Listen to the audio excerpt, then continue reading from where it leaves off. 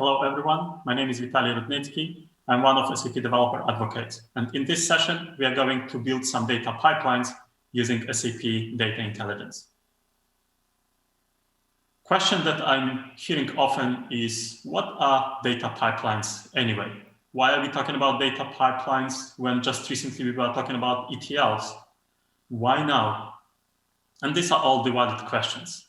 There is indeed a little bit of hype around data pipelines, as well as there is a little bit of hype around the new profession of data engineers.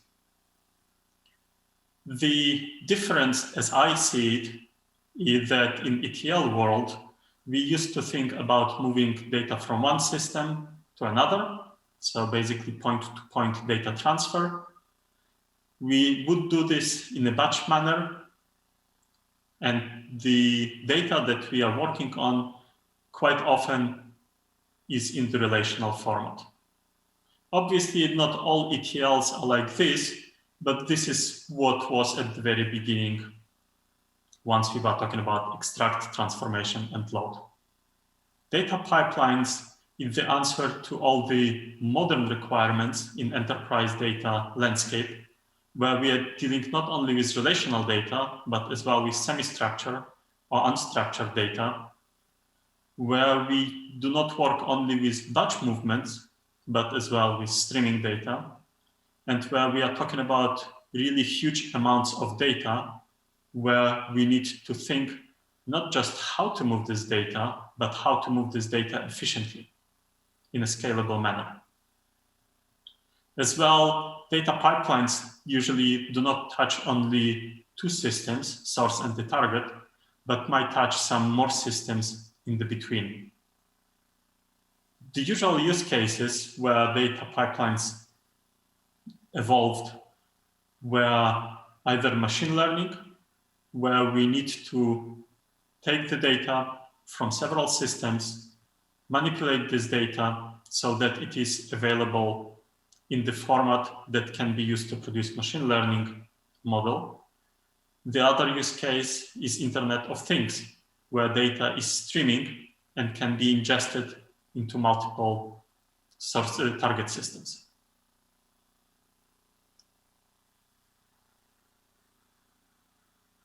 If we are talking about SAP Data Intelligence, then the pipeline that we are building there, I would say quite simple. You just have several operators, and each operator is responsible for doing one single task, even though it can be quite a complex task. Each of these operators have input and or output ports, and these are the ports that are allowing to pass either messages. Messages are those that have some data or control. And these simple elements allows us to build quite a powerful data pipelines. And I think enough talking, and because the picture can be worth 1,000 words, and even more the working demo, let us dig now into SAP Data Intelligence and build one example pipeline. For the demo, I'm going to use SAP Data Intelligence Trial Edition available at Cloud Appliance Library. I have created the instance already. First thing to check is policies that have been assigned to my user. As I can see, I have developer policy, therefore I can open a modular. Modular is the place where data pipelines are built. If you are new to SAP Data Intelligence, then the best way to start learning how to build data pipelines is by using examples provided. The simplest one is the data generator. Data pipeline, or more generically called graph in the modular, has operators. In our case, one operator is data generator and another one is the terminal. Operators are providing input and output ports that are used to pass the messages between them. Data intelligence is the containerized environment, and containers are orchestrated by Kubernetes. In the backend, I am connected already to this Kubernetes cluster and I can check namespaces. In my installation, all the required data intelligence Kubernetes resources are stored in the namespace Data Hub. And if we check pods in this namespace, it contains pods that are both applications delivered by SAP Data Intelligence as well as the application that you are building and running. So let us go back to our example and execute this. While it is starting, you can see in the backend that Kubernetes is creating the new pod. Now this pod is running, and as we go back to the modeler, you can see that data generator pipeline is running as well. The sample data that has been generated by the first operator are flowing through the port and should be visible now in terminal. Okay, this one was simple. We can stop execution of this.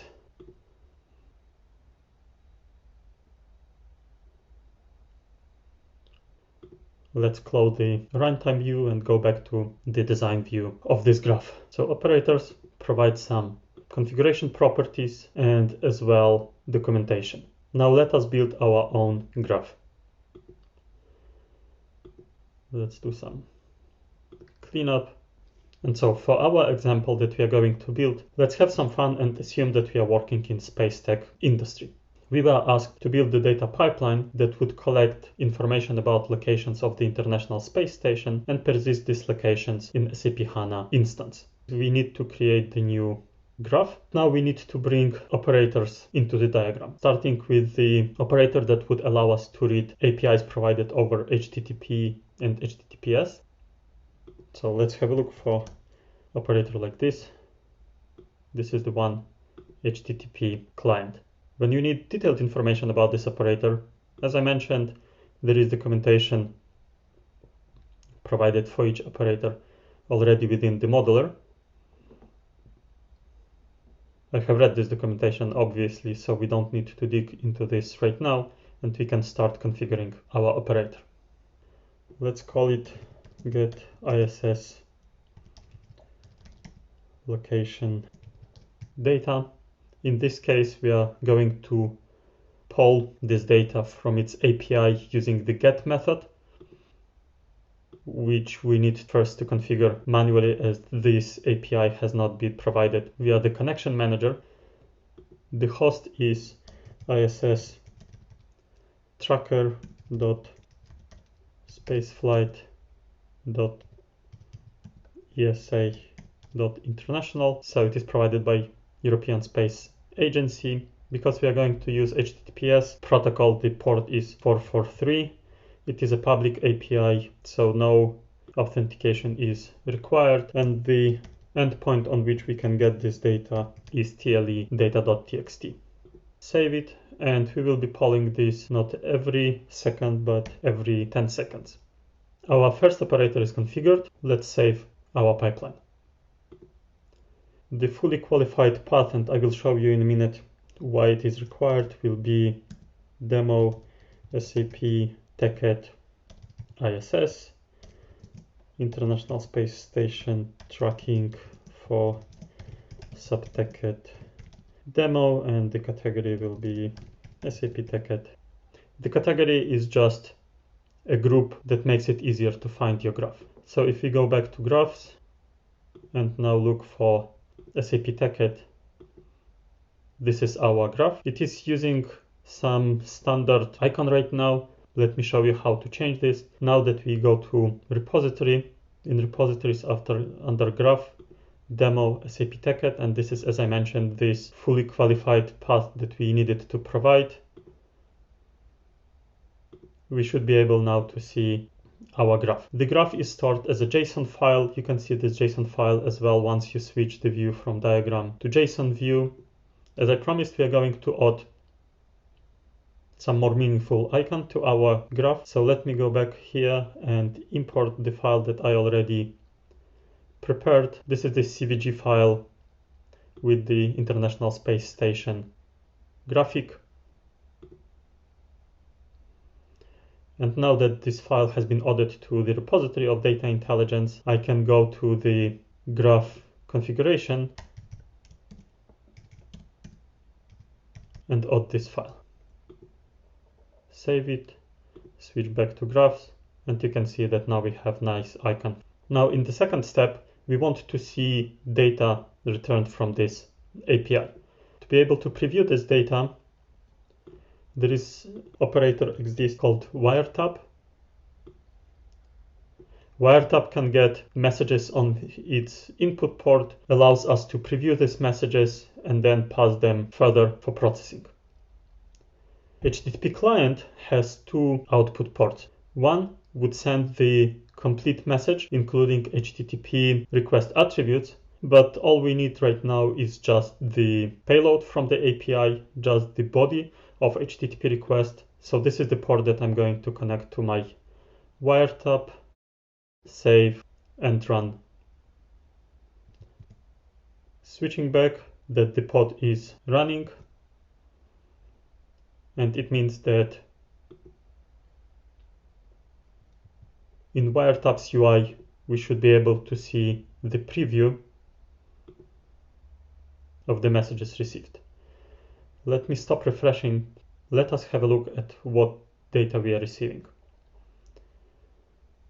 This payload is something that is called two-line elements, or TLE, that was originally designed for use with 80-column punched cards, but is still the most common format to represent orbital elements of the Earth satellites. Orbital positions can be calculated from that. So what we can see here, obviously, if we know TLE format, is the satellite catalog number and then the year of the launch, which is 1998, and then the epoch. So this is the data for year 2020, day 272, and this is the fraction of the date for which orbital elements are provided. And so the rest of this record are encoded satellite orbital elements. The other thing that we can notice here is that the timestamp is not changing.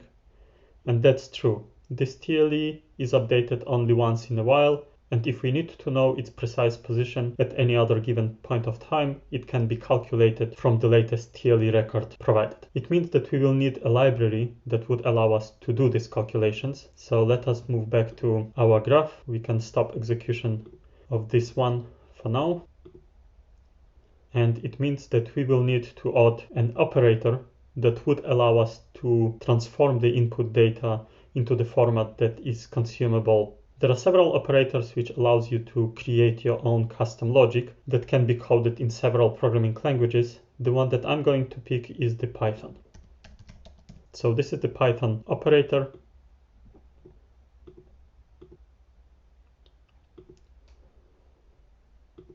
There is full documentation provided. And as you can see, out of the box, there are no input or output ports because it is fully customizable. So we need to add our own port. We will call it TLE of the type string.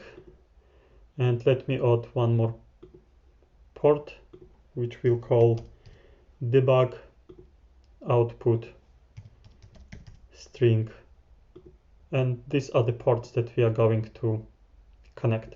Because there is a difference in data types between the output port from HTTP client and the input port that we created for our Python client, we need to add the converter as an intermediate step, and this is what Data Intelligence Modeler suggested us to do. And then the debug port, for the moment, we will connect to the input port of the wiretap. The next step is that we need to create this custom logic in Python. If we go into the script, then you can see there are some examples already that we can use to adjust for our own specific purposes. We need to be able to read the input port. So this is the very first example that we can reuse. To save the time, let me pause the recording for a second. Okay, for the moment I created this very simple code which is using the APIs provided by Data Intelligence Python 3 operator. And the two APIs that we are using right now set port callback. So whenever anything is arriving at the port that is called TLE, the following procedure is executed. And then whatever message is received at that input TLE port, the same message is sent without any modification to the debug port. Let's try it out. Going back to our graph, saving, and now let's execute. Now that the graph is in status running, we can switch to the runtime view of this graph, go to the wire tab, open its UI, and as expected, it does display exactly the same payload. Okay, let's stop it here. Stop and clean it. We go back to our code and modify it in the way that based on this input TLE record, we are calculating the point on the Earth globe, which is directly beneath the International Space Station. I'm going to pause this recording for a minute while I'm typing this code. The code has been updated. What I need to use here is the Python library which is called Skyfield, and this library allows me to create an instance of the satellite based on the data provided in TLE format, and then for the given point in time, which in this case is the current timestamp, we can calculate the geocentric location of the satellite, and from this calculate as well the projection on the Earth globe surface. And this latitude and longitude is what I want to send to debug port to preview. Okay, let's save it. Let's execute it. And yes, I did expect that this graph is going to fail. Let's have a look. The container in which our graph is running does not know about the module that is called Skyfield. So how do you as a developer add this module to the runtime environment of our graph? For that, we need to create the Docker image that would include this library. To do that, let's go to the repository, and in the repository we are going to create the Docker file that will be called demo Skyfield. Okay, now let me have a look. Demo Skyfield, here's our empty Docker file. We are going to reuse images that have been already provided by SAP Data Intelligence. The base one for situation like this is the com sap/base. So we are going to use it as our starting image. And then we need to execute Python's pip. Please note that we need to run this for Python 3, installing as a user. And this is extremely important because Data Intelligence doesn't give you the root access to the image. Skyfield is the name of the library. Let's save it. The other thing that we need to do before building this image is that we need to tag it in Data Intelligence so that we can point to it later on our graphs operator. So we need to tag it. Let's call this tag Skyfield, save it, and build. Back to our graph. Now I need to tell this Python operator that it should execute using the image that I just built. I need to group this operator, and for this group I need to tell that it should use an environment tagged as Skyfield. Let's call it group Skyfield. Let's save our graph. and let's execute it.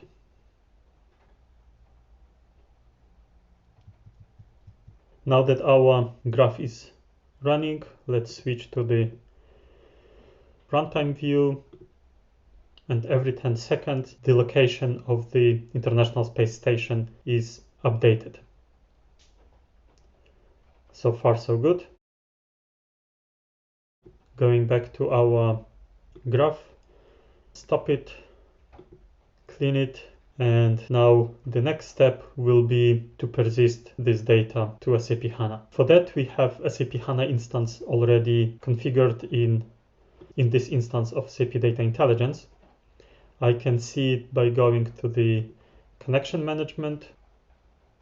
Here is my HANA SAP TechEd. Let me check the connection is successful. Now the next step, we can use Metadata Explorer to see objects inside of the instance. Let me browse the connection. We are looking for HANA SAP TechEd, and then in the schema Witalij, I already prepared a table that is called ISS track, and it has 4 columns: timestamp, latitude, longitude, altitude or elevation. Let us move back to the modeler, and we can add HANA client to our graph now. Let me go to the operators and look for the HANA client. Now this SAP HANA client comes with 2 ports. One can receive SQLs that should be executed on the HANA instance, and the second one can receive the data that can be persisted in the HANA table. And this is the one that I'm going to use in this exercise. I need to configure this HANA client operator to point to my instance. So this time we are using the connection manager to pick the HANA SAP TechEd instance, and then the target table will be the one in my schema ISS track, and then the table columns are already recognized and inserted into the operator configuration that I need to add here. The input format will be JSON. Insert mode we will leave as it is. Table initialization, in this case, because I want to remove any previous data that might reside in this table, I'm just going to truncate the table. It is the column type table in SAP HANA. The decimal output format will be the floating point, and that's pretty much it. Everything that I needed to configure in this operator. The next step will be to modify our Python operator to transform the data to that JSON payload that SAP HANA client now expects. For that, I need to add another port. So the port name will be location. This is the output port, and its type now is message. This is SAP Data Intelligence message type. Okay. And the next step, I need to modify the code once again to add this specific transformation and to add the new output port. I changed the debug port to output TLE record that we are receiving from the API. Now we need to calculate the location as the payload that would be accepted by SAP HANA client operator. So one thing is that I am creating Python dictionary that corresponds to the JSON payload. But important thing to notice is that SAP HANA client operator expects the array of objects, not a single object. Therefore, I needed to put these square brackets. The timestamp has been modified to fit the timestamp format that is expected by SAP HANA. And because our location port is of the type message, I need to use the Python operator API to construct this message so that its body is going to be the location created in the previous step. Now that this code has been updated, I can connect the location output port to SAP HANA data port, save it, And now we can execute this graph. Okay, the graph is running. We can move to the runtime view of this. Check this wiretap. We are receiving some records from the API. And now for SAP HANA client, we can go back to Metadata Explorer, go into the preview of this table and see the data using data preview. As you can see, we have some records inserted into HANA, and this is what we wanted to achieve. I let it run for more than 10 minutes just to collect some meaningful data. So now let's have a look at this data using dbeaver IDE. Here is my database, and then in the schema Witalij, I should see the table ISS track, and yes, all this data is being stored. Let us do something more interesting with this data, and for that I prepared another query. It's calculating the timestamp in the local time zone, and then these numerical latitude and longitude and altitude values are converted into HANA geospatial three-dimensional point on the spatial reference system 4326. This is the standard spatial reference system for GPS locations, and then I'm selecting only last 10 minutes. Now, if I execute this query, I have geospatial data included, which I can visualize on the map now. So during last 10 minutes, International Space Station was passing over Asia and should be flying over Japan right now. Because this data is inserted every 10 seconds, so as well the query can be refreshed every 10 seconds. And now that the query is refreshed, you can see that International Space Station already passed Japan.